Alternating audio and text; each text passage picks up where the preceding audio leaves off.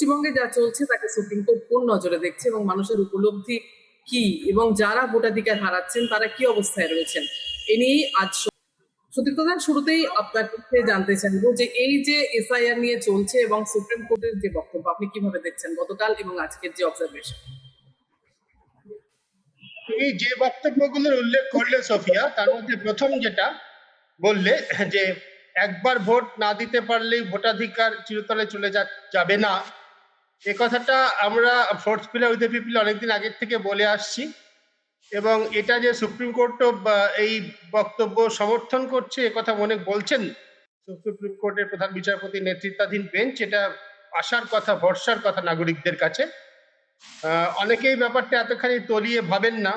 ভোটাধিকার চলে গেলেই বা ভোট দিতে এবার ভোটার তালিকায় নাম না থাকলেই নাগরিকত্ব চলে গেল, এরকম অনেকে ভাবছেন। ব্যাপারটা এত সরলও নয়।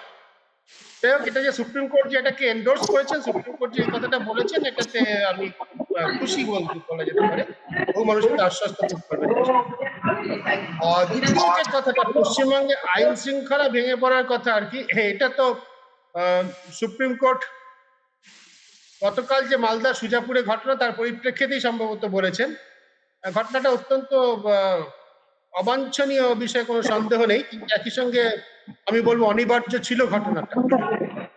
আমি ব্যাপারটাকে এভাবে দেখি যে মানুষের ভোটাধিকার যেভাবে হরণ করা হচ্ছে, একটা সাংবিধানিক প্রতিষ্ঠান যেভাবে মানুষের পাশে না দাঁড়িয়ে, ভোটারের পাশে না দাঁড়িয়ে রাষ্ট্রের একটা অংশের সঙ্গে যুক্ত হয়ে মানুষের ভোটাধিকার হরণের কাজ করছিল, যা নির্বাচন কমিশন করছে বলে আমি মনে করি, তাতে এই ধরনের প্রতিবাদ হতে বাধ্য।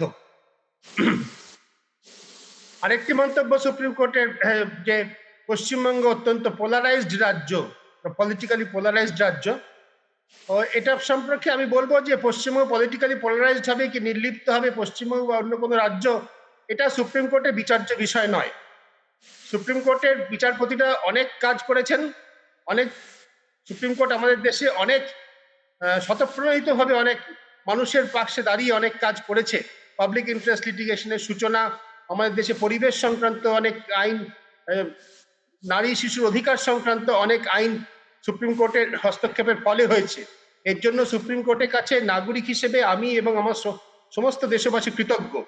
কিন্তু সম্প্রতি সুপ্রিম কোর্টের বেশ কিছু নির্দেশ, বেশ কিছু বক্তব্য থেকে আমাদের মনে করার কারণ হয় যে সবসময় তারা মানুষের পাশে যেভাবে দাঁড়ানো মানুষের প্রত্যাশা ছিল তা পূরণ হচ্ছে না। এই সূত্র ধরে এটুকু বলি, আমি আপাতত থামবো যে সুপ্রিম কোর্টের এ বিষয়ে মাথা ঘামানোর কোনো প্রয়োজন আছে বলে আমি মনে করি না, যে পশ্চিমবঙ্গ বা অন্য কোনো রাজ্য পলিটিক্যালি পোলারাইজড কি পলিটিক্যালি নির্লিপ্ত।